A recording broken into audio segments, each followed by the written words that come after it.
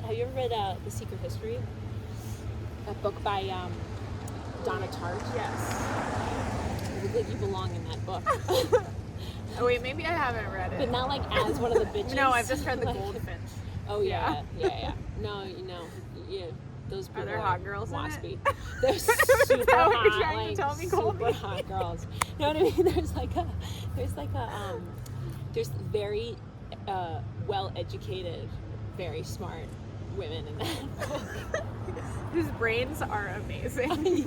Yes, exactly. Oh Lord.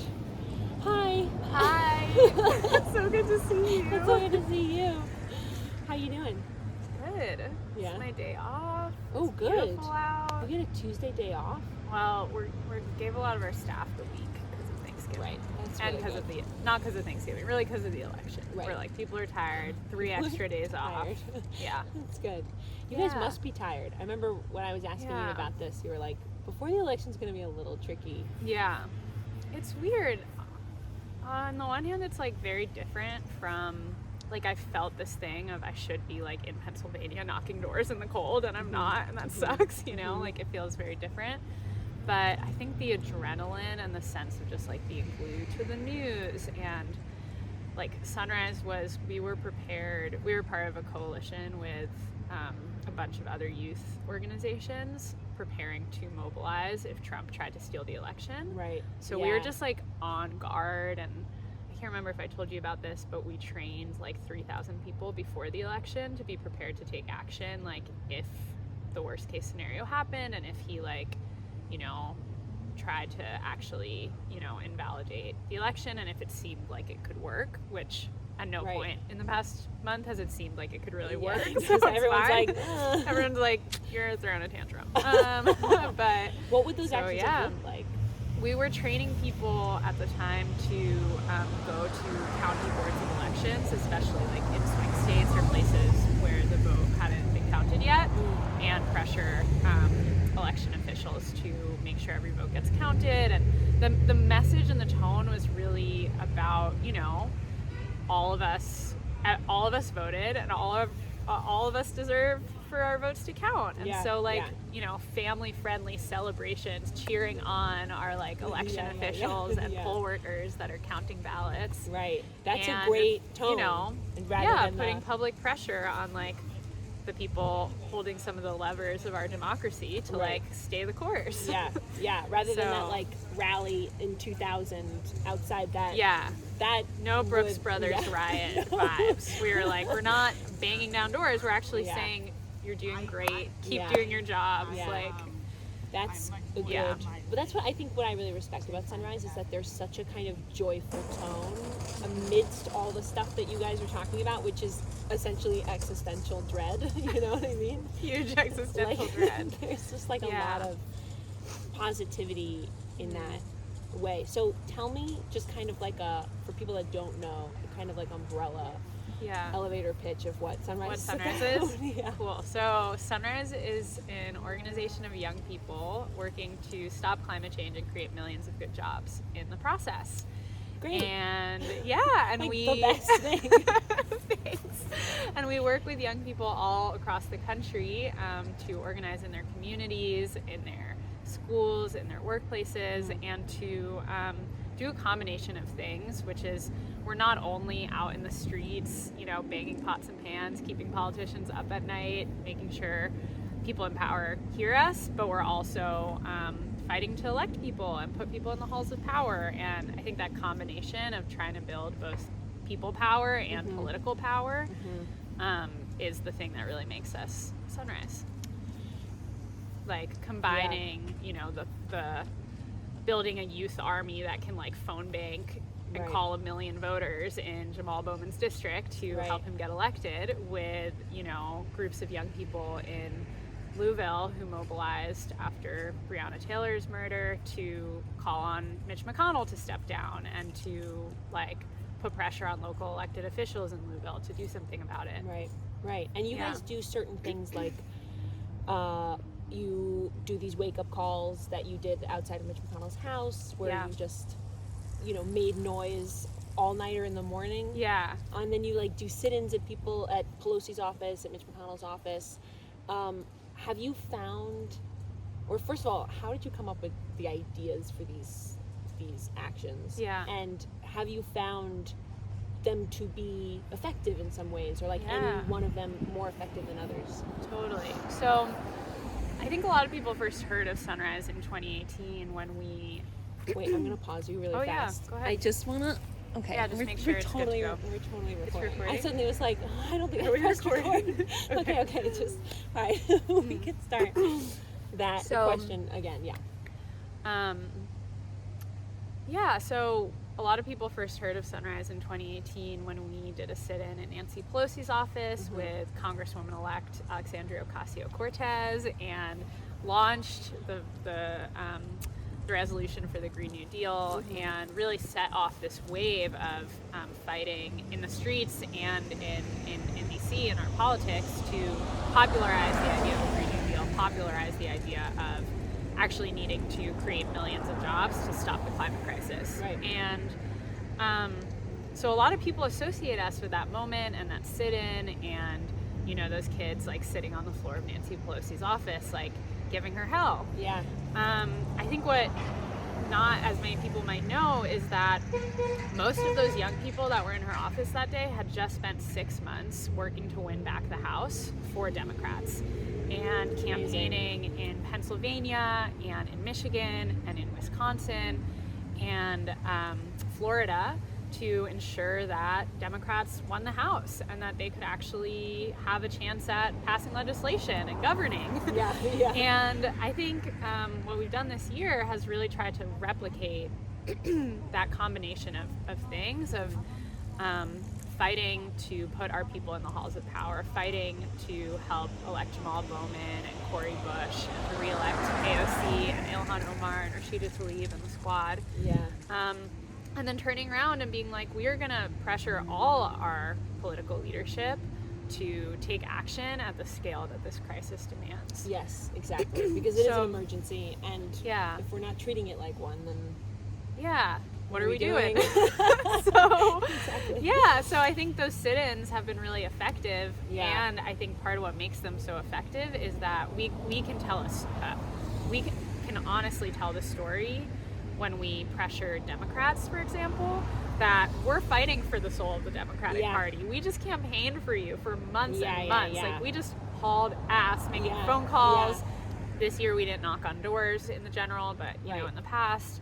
And like, we're fighting for the Democratic Party to be the best possible version of itself. Yeah.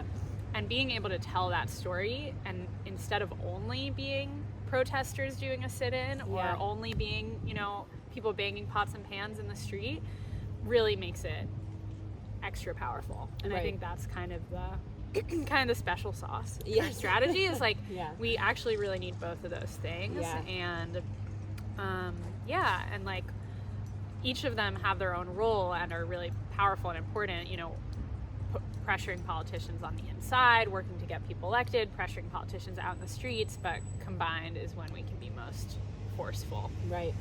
So you guys go, just structurally, you guys send anybody who wants to join to certain districts where there is an election, or if there's an election in a person's home district.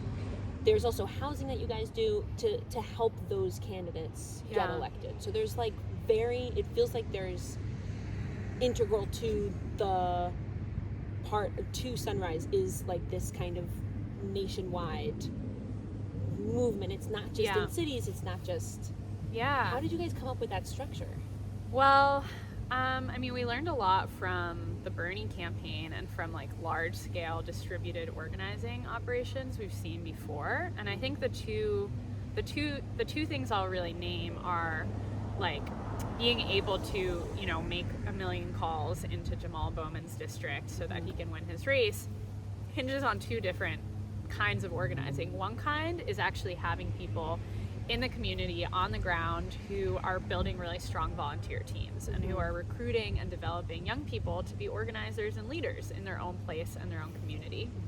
And then the other part is telling this nationwide story about how important this election is and inviting thousands of young people who are maybe in California or in somewhere where there isn't that exciting a race for them to work on in their community to make calls, to send postcards, to contribute in some way. Right. So it's not really about, sending young people to be on the ground from another place. Like, it's about empowering people where they are, and also giving the whole movement a sense of collective purpose, and also, like a mission of, if we can get Jamal Bowman to Congress, like, that's one more member of the squad who's fighting tooth and nail to make sure that the Democrats' climate policy is as popular and visionary and large scale as we need it to be. Right. Yeah. Now, I'm trying to decide where to go next, because there's so much that you just said that made me think about, like, what the Green New Deal has to offer. But I also am just very quickly curious about how it all started in the first place, and how you got to this place, because we met doing New York to New Orleans, this like youth-led organization that brought New York City high school kids to New Orleans and did canvassing and did work 4 years after Katrina. And we learned, I don't know about you, but I learned a ton on that trip. Yeah. Just about kind of government failing through systemic racism. I mean, there's just a lot. I feel like what happened in Katrina is a microcosm of just what will happen in every natural disaster that might occur because of climate change. The people who suffer the most tend to be people of color, the people who've contributed the least to the situation. And that trip didn't lead me to become a climate activist the way that you have become, but I definitely learned kind of like what my impact is on the environment in a way. So I'm curious, like, what your story is in terms of, this work. I feel like that trip really was a major starting point for me. I mean, there was definitely some part of me that, like, there was something in me that cared about issues of justice that made me want to go on this trip to begin with, but I feel like I didn't. The way I remember and think about that trip is that it was like in the Matrix when you take the pill to like see the reality that you're living in, and then you can't unsee it. And I just remember coming back home. Well, maybe first I'll just share some of like what we experienced down there, which was the thing that I remember really clearly was the levee tour that we did. So I remember like going to the French Quarter of New Orleans and seeing these like giant mechanized doors that were like, massive like seawalls that could just like close, like you just press a button and they like close, and to like protect, the business district from the floodwaters. And then I remember looking at the levees in the lower Ninth Ward and learning the story about how they were supposed to be a certain height and they were built several feet lower. They had holes in them that were filled with newspaper. Plugged with newspaper. And then we did this sort of like community canvas project where we talked to people about, where we knocked on people's doors and talked to people about what they needed and what they were doing in the community to try to, because the census hadn't been collected in 4 years, so nobody even knew how many people were still there. And I just remember the number of people who believed that the government had blown up the levees. I had the same takeaway. And it was like, and I don't know what I believe about whether or not that actually happened, but the truth is, like, the government might as well have fucking bombed the levees. Like that was the whole point of what we learned, was like, whether it's through negligence or through intention, the government of Louisiana and of New Orleans and of the United States like chose to let thousands and thousands of poor black people die and drown and lose their homes and lose their livelihoods and lose everything. And I just remember like this one detail that always stuck with me was how we learned about how so many homes were abandoned, even like 4 years later. So many people had never come back. And I remember there were lots of yards with really, really tall grass on them. And we learned about how people who were living in motels in Baton Rouge, because they had never come back, because they didn't have anything to come back to, were getting fined thousands of dollars a day for not mowing. For not mowing their lawns. For every inch above a foot or something like that, people are getting fined more and more. And I just remember hearing that and just being like, holy shit, like everything about this system is set up to keep people down and to keep people disempowered and impoverished and unable to meet their basic needs. And it just really, I think something in me kind of like broke around that. And for a long time, I just felt really angry about it. Like I felt like I'd sort of been lied to. And I remember coming home and getting in fights with my parents about how they weren't recycling well enough. Because I was like, what else can I fight with them about? But I just felt this sense of like, it is so unfair that we get to live this comfortable life here in New York in our middle class lives, while so many people haven't even been able to come back to their homes, live in fear of losing their lives or their livelihoods every day, and know that nobody is going to protect them. Like that just felt so deeply unfair to me. And and so I think that really like set me on a mission of being like, okay, what do I do about that? Where do I go? And there were like a lot of different places where I tried to figure it out. Like I remember we did all this urban farming stuff, like after New Orleans. Was it Tompkins, or was it at El Sol? Yeah, that's right. That garden, wow. On 13th, around 7th Street, 12th? Yeah, somewhere on the east side. And did different things around food justice and environmental justice. And then when I got to college, plugged into the fossil fuel divestment campaign that had just started on my campus, and that was kind of the beginning of getting more of an education as an organizer, in addition to being like I'm an activist, actually learning about what it means to organize a community. And what does fossil fuel divestment actually mean? It means, so it is a campaign to get institutions, in my case, my college, to disinvest from the fossil fuel industry. So the school I went to, Swarthmore College, has, I think, the third largest endowment per capita in the country. So the third largest endowment, like proportionate to how many students we have. I think we have a $2 billion endowment. Whoa. 1,500 students. Wow. And the vast majority of that money, the money in the endowment is not like the operating budget. It's not like they're using that money for like financial aid. Most of it is sitting invested in stocks and just growing. It's like a pile under the mattress that just grows and grows. And so the fossil fuel divestment movement started because students volunteering in Appalachia and working with anti-mountaintop removal coal mining activists were like, holy shit, our schools are funding this destruction. And if I had known about this campaign when we were high schoolers, maybe I would have been like, oh wow, like these schools are funding, like my future college is funding the climate devastation that led to Katrina, because it's invested in just the regular stock market, and it's invested in hundreds of fossil fuel companies whose entire business model is incompatible with a just and livable future. Great. So we decided to try to do something about that. And I worked on that campaign for 5 years, first as a college student and then after college. And I mean, at this point, billions, maybe trillions of dollars worldwide have been divested as part of why we're seeing the oil industry tanking in different ways. It's, the coal industry's already kind of been on its way out.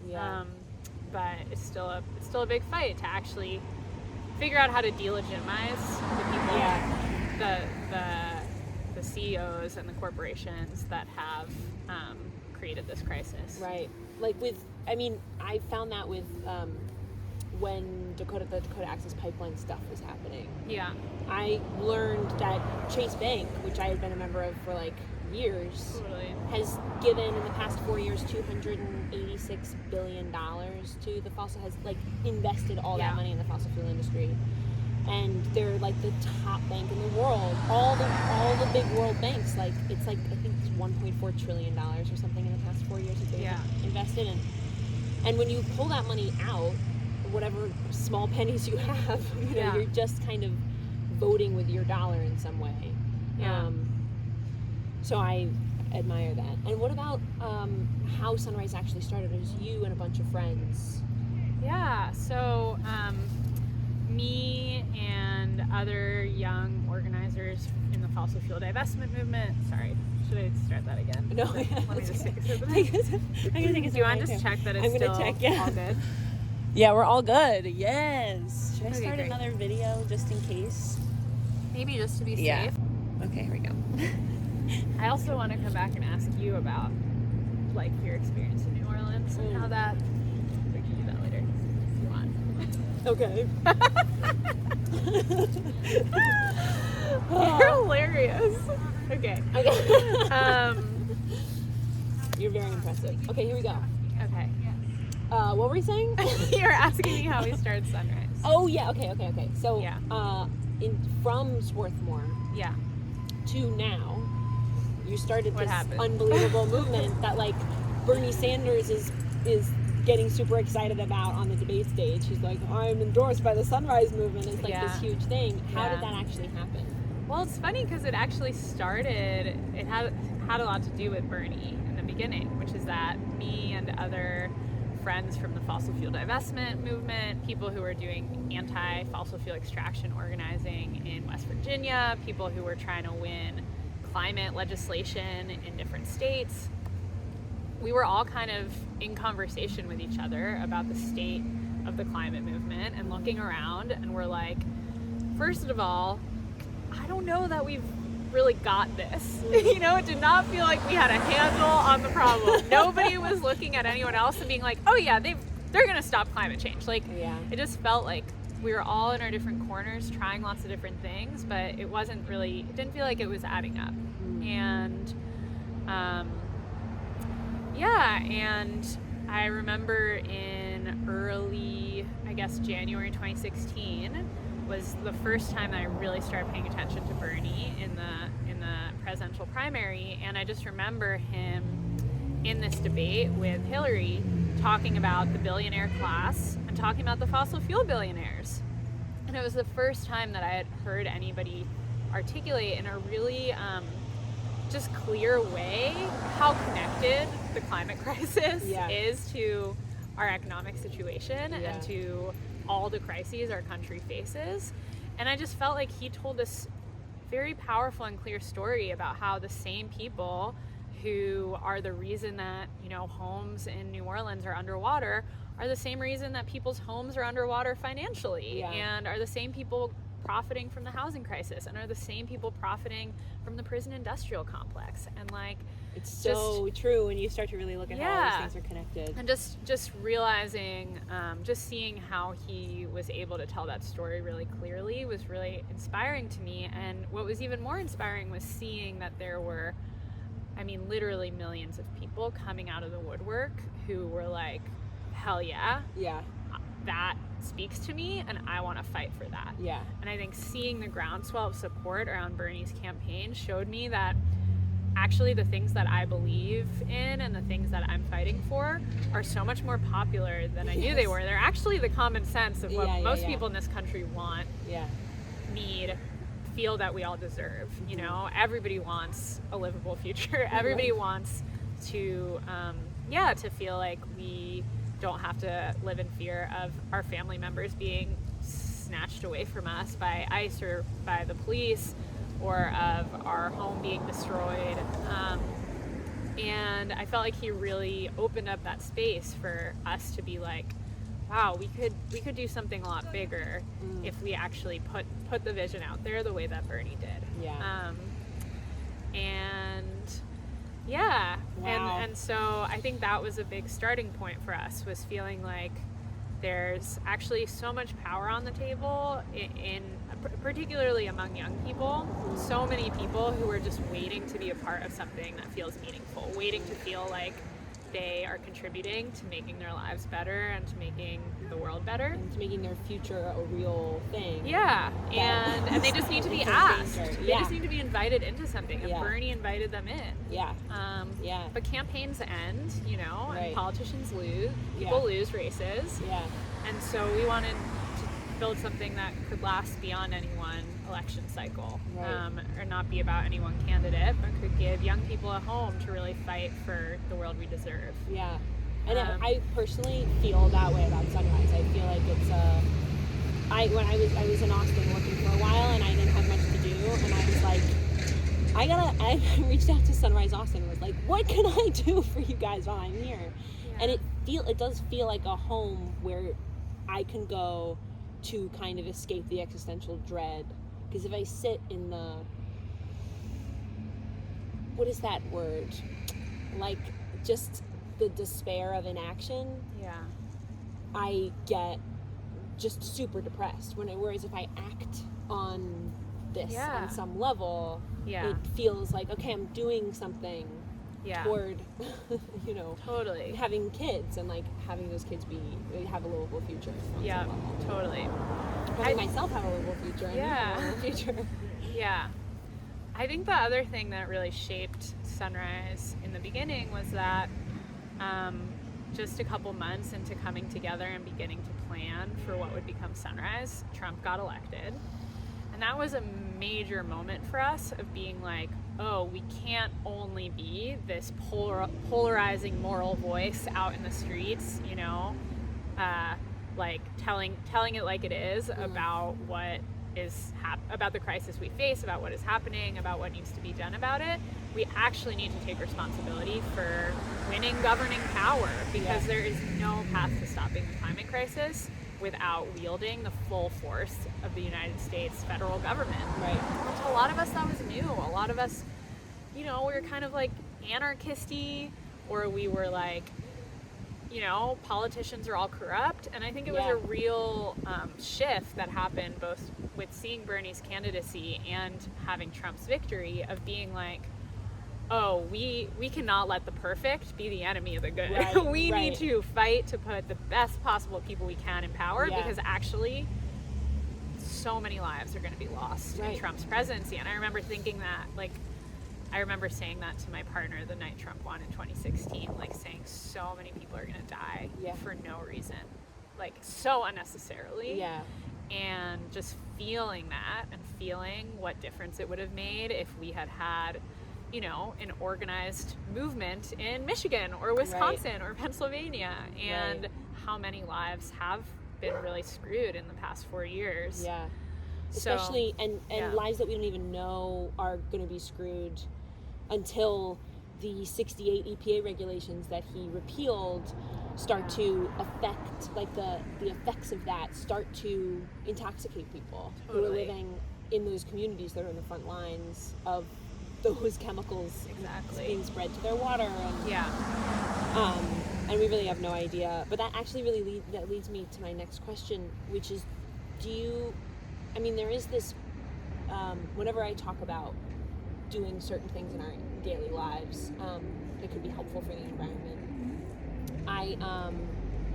I sometimes meet with people's resistance that nothing can be done individually, that it all has to be done systemically, and therefore there's no reason for them to, or for us to, like, you know, save that plastic bag and not do that. But, you know, there's certain...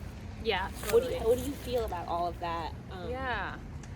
Well, I get where that resistance comes from, because there has been such a narrative of, like, you know, just recycle and save the planet that way. Yeah. And that is just, unfortunately, not true. I wish it was. Yeah. Especially recycling, when China won't buy our recycling anymore.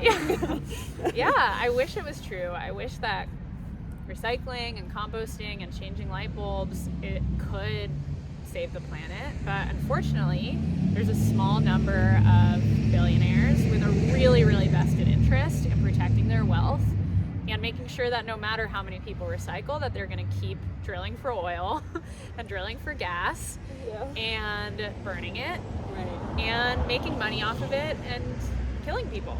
And like, and so I think I feel sort of a mixed thing where of course we should all still do these things that are just, to me it's more about, this is about being like a good neighbor and a good steward of our world and our like corner of the world. That's what motivates me to like you know, compost at my local garden or like go to the farmer's market when I can. Is more about, I want to do what I can in the places I can to like take care of the world and of the earth and of and like live more harmoniously with other living things. But I don't believe that, you know, if somebody asks me what's the number one thing I could do, what's the first step I could take to get involved, I would say join a local organization, you know, and it might be messy, it might be imperfect, you know, but actually join a community of people thinking together about how to build power over the long term. And go to your first meeting or go to your first protest and make that be the first step you take of actually choosing to take on the collective responsibility alongside other people. And I think that is also really personally transformative for people around their own lifestyles and around how they live in relationship to the world, is that when you're in a space where you're thinking together about how to tackle big problems about the world and how to like deal with injustices, it also strengthens our own like internal compass around those things, you know? That's true. In a way that maybe just telling somebody to recycle won't lead them to the next step. I mean, just taking recycling out of it, because recycling still requires me to go purchase a plastic thing, right? Do you feel like there is some merit in, if enough people, it's divesting in some form, like if enough people do not spend their dollar, and this gets into a whole thing of like the luxury of, if you have the money to buy a fancier toothbrush, you know, like a bamboo toothbrush rather than something else, that it becomes like a luxury thing. But if people do have that luxury, and if people do choose to spend their money in that way, in a huge collective way, do you think that people would, like those billionaires would take note of that? Or does that just lead to greenwashing? That's a good question.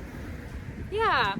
Well, I guess one way to maybe think about it is the way that we're approaching the pandemic right now, right? Like, everybody should wear a mask. Everybody should wash their hands. Everybody should not, you know, go to weddings with 50 people indoors with no masks. Like, there's things that everybody can and should do to stop the pandemic. And there's lots of things our government needs to do. And that's a great way of thinking about it, It's like, is it more impactful for me to try to get every single person I know to wear a mask, or for the government to say, we're going to pay every single person in this country to stay home and to make sure that they can eat food, take care of their kids, you know, not go under financially, and make it possible for them to not go outside. So that's how I think about it, where I'm like, of course people should wear masks and socially distance and should do all these things, and we're in a race against time, like with the pandemic, with the climate crisis. And so to me, it's a question of, if we're somebody who's really concerned about this crisis, where do we put our energy and attention and effort? And is it on getting people to individually change their behaviors, or is it on creating systemic changes that could also motivate individual changes, you know? So in terms of... And I think there's a way to do, you know, there's a lot of government equivalent. There's a lot of climate change equivalents of the government paying people to stay home to stop the pandemic. There's so many opportunities. Our fossil fuel industry is subsidized by the government right now, instead of renewables being subsidized. The government could be making it possible for everybody to put solar panels on their home or to buy electric cars. I don't know that much about the technology, so I don't know if that's actually true, but there's lots of things that could make it possible for people to live more sustainable lives. The government could ban plastic bags. Right. All these things could happen, and it's an issue of political will and of the people bringing a forceful enough mandate to people in power, to politicians, to say, you need to do this or else, and to be able to back that up. It's really helpful to hear it put in those terms, because I can be such a optimist. and also like just one person can make a difference, which is true. But it's also it's also just forgetting about the systemic part of it is not helpful. There has to be energy in that, a huge amount of energy into that section. So let's talk about the Green New Deal a little bit, because Biden repeatedly has said, I'm not into the Green New Deal. That is not my deal. I have my own climate plan, which instead of the Green New Deal says we need to be net zero by 2030. His plan is net zero by 2050, which is just time is our most valuable asset here. And our biggest danger as well. And also he says it'll cost a lot less money. And I do think some climate plan is fucking amazing compared to what we've been having for the past 4 years, which is just backtracking. But I'm curious what you think and why the Green New Deal is so scary to the Democratic National Committee, on a general scale.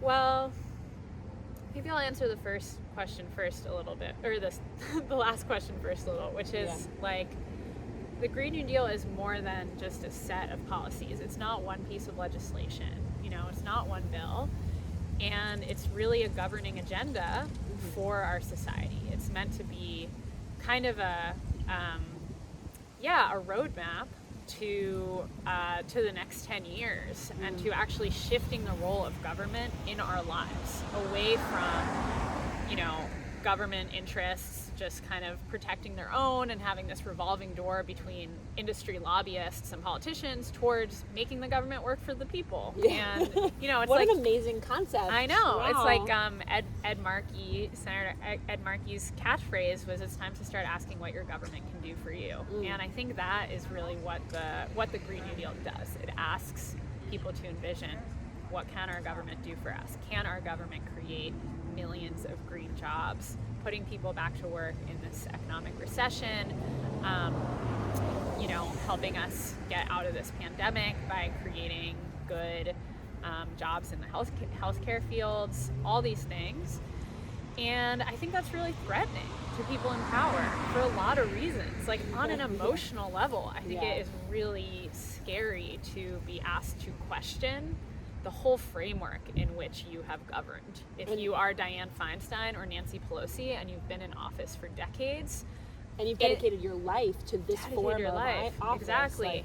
And so much of your time in office has been about kind of upholding this neoliberal consensus that we should spend as little money as possible and make things as easy for business and corporations as possible, instead of our number one mission should be about actually supporting the people, especially the people that need the most support in our society. So I think at a spiritual level, I think that is part of why the DNC is so resistant to the Green New Deal, and why a lot of establishment Democrats and people who've been in office for a really long time are really resistant to it, because it really threatens the very foundations of how the Democratic Party has operated, how our government has functioned for decades now.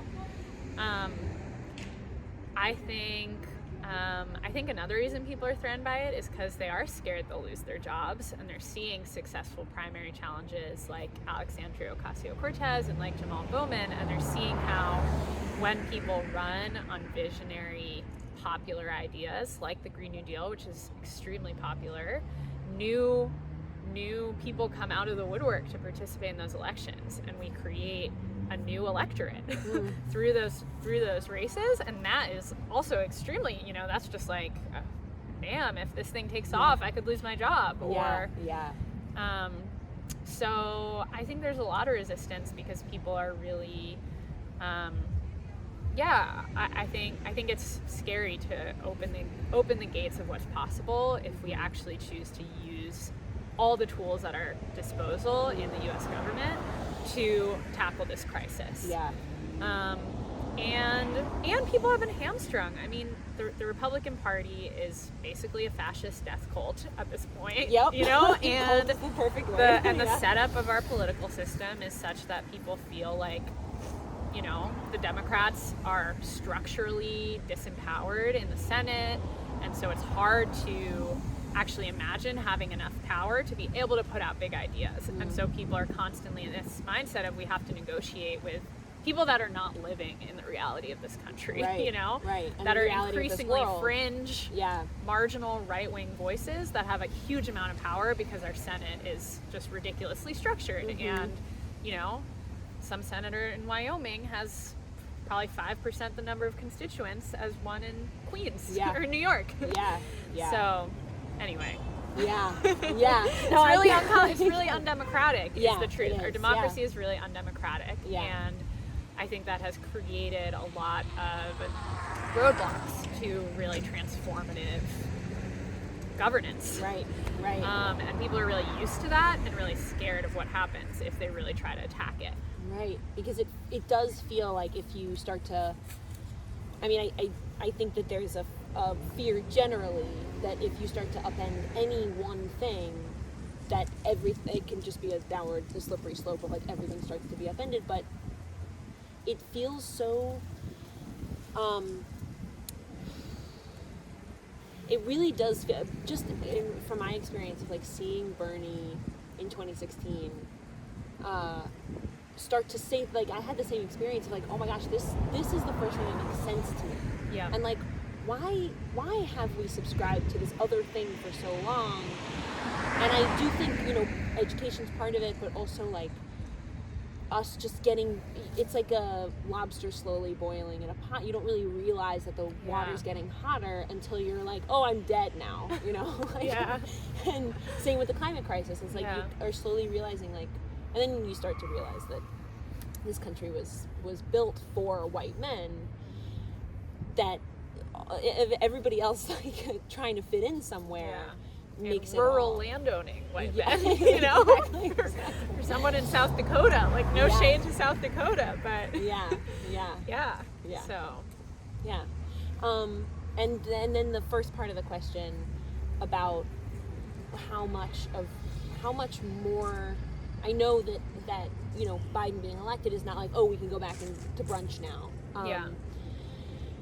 Which, can be a scary prospect, because everyone's tired, but there is a lot we have to hold them accountable for. Just joining the Paris Climate Agreement again is not enough. Totally.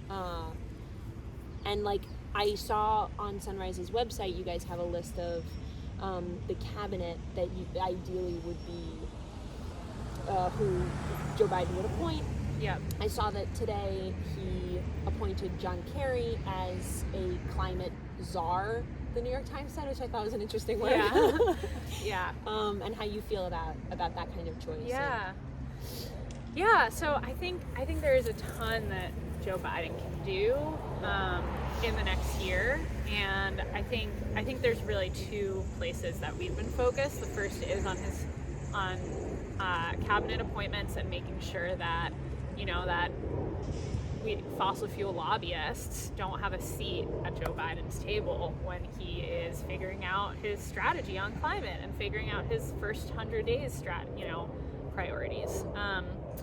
And then the other thing that we're focused on is really putting out a vision of what are all the things he can fight for. And at the top of the list is we want him to establish an Office of Climate Mobilization in the White House, in the executive branch that is does not require him to work through a Congress that again is hamstrung by this insane death cult that is refusing to spend money on anything for the American people in case it helps Democrats in 2022, so that he can actually get things done. Right. So that's the big thing we're pushing for, actually establishing a executive office of climate mobilization, where there is a whole team, a whole office focused on mobilizing all of the resources at their disposal to stop the climate crisis and to begin drawing down emissions and to begin transitioning our energy sources and transportation and all these things.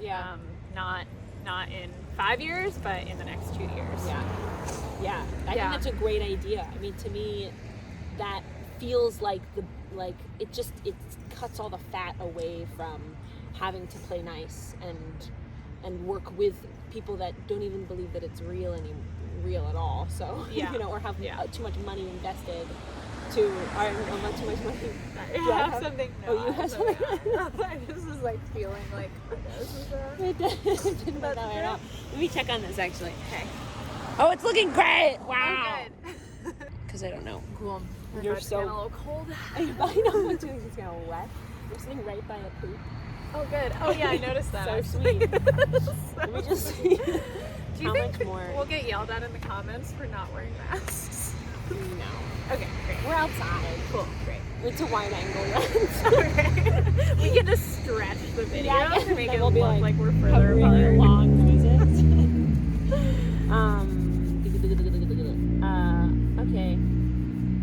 Okay. I'm so stupid. I can't believe I included that. My dad told me to say that. Yeah. And I Please make that joke. I like it.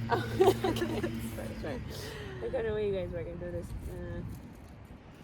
Okay. I'll ask 2 more questions. Okay, great. Is there anything else that you think I should ask? Oh. No. I know the answer to that. Cool. Okay. I think we answered that. Okay. Okay. So how has, in terms of, I noticed I've noticed that I said it again. I was in my drink. Here we go. Moth. Last night I told Guido he looks like a glumpling. A glum dumpling. Is that Julia? Oh my God, what's up? Yeah. Don't worry. How are you? You're good. It's good to see you. See you later. Okay, so I've noticed that most youth-led organizations have made a very smooth transition to kind of digital work zone during COVID, and I'm just wondering how Sunrise's work has transitioned and how easily you guys did that. Totally. I feel like in a lot of ways it's been pretty easy. We're used to being on Zoom calls. It's a lot of young people. It's all young people, so we spend a lot of our lives online anyway. And we've been able to do awesome phone bank parties online and things like that are really a chance for people to feel like they're organizing together, even if they're in their childhood bedrooms quarantining. And so I think that has been really good. I think it's hard and sad being apart, and it's something, probably the thing I hear people talk about the most is missing getting to sing together, in all of our protests and our trainings and our retreats. Yeah, we have lots of songs that we sing. We have movement songs. Yeah, and that's hard to replicate on Zoom. Yeah. And it's a form of connection that I feel like so many people really miss. Yeah. So that's been hard in the way that it's just been hard being isolated for so many people this year. But I will say something I've heard. So we have a lot of high schoolers and a lot of younger young people, younger than me young people, super involved in our online phone bank teams and spaces like that. And I have heard so many little anecdotes of people being like, this space and this online community is the thing that has kept me sane during this experience.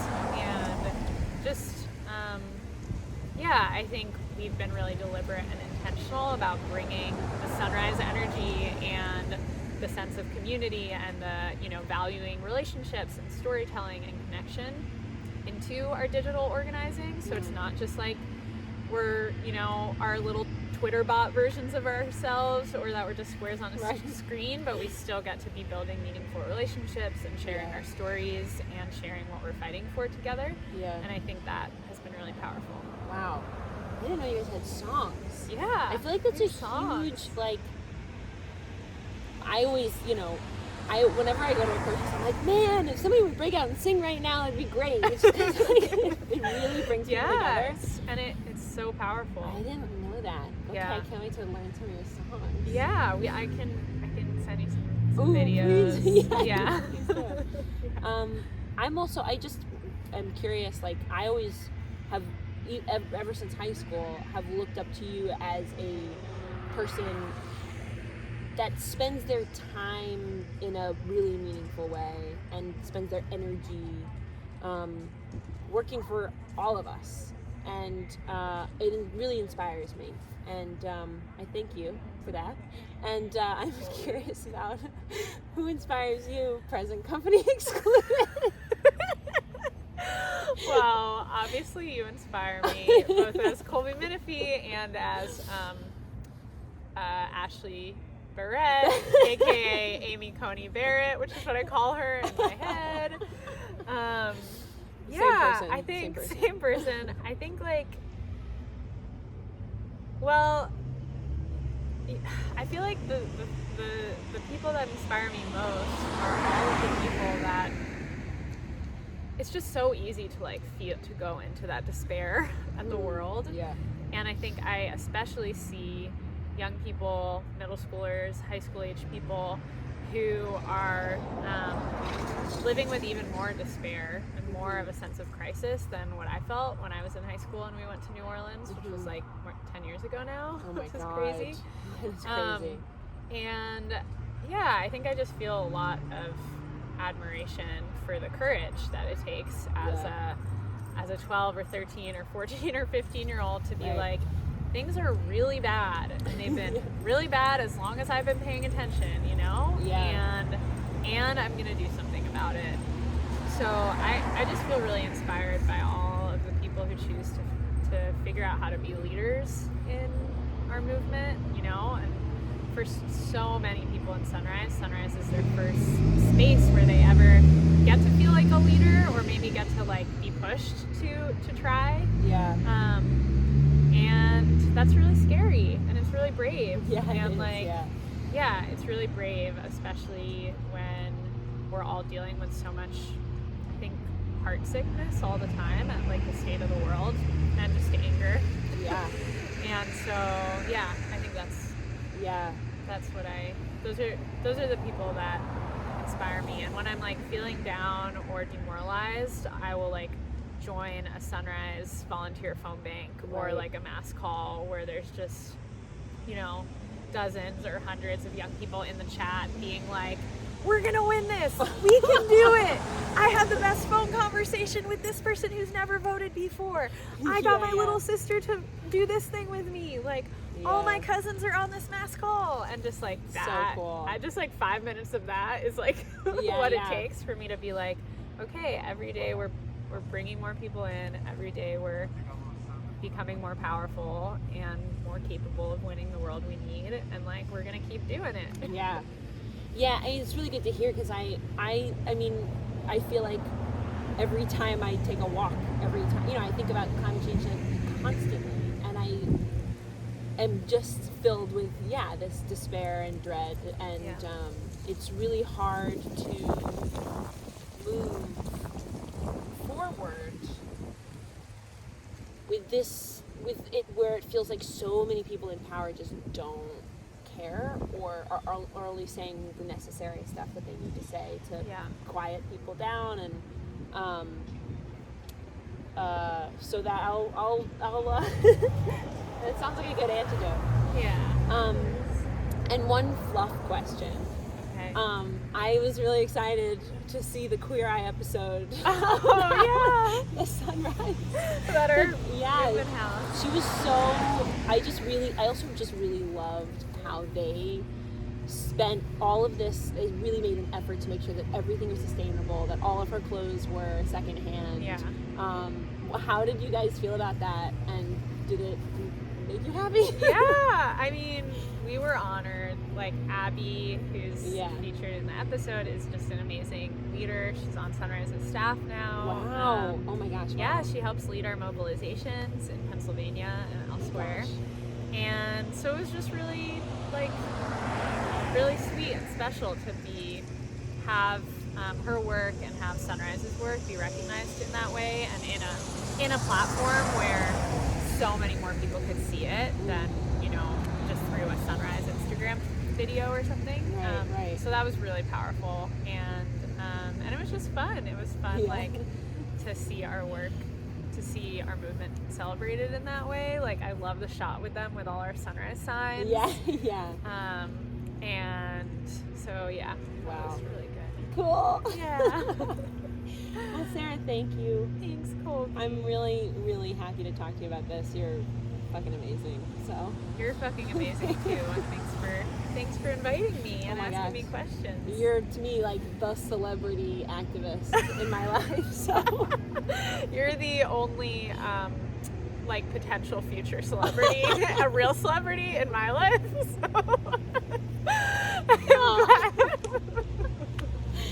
all right, that's it. Okay. There we go. Oh my god.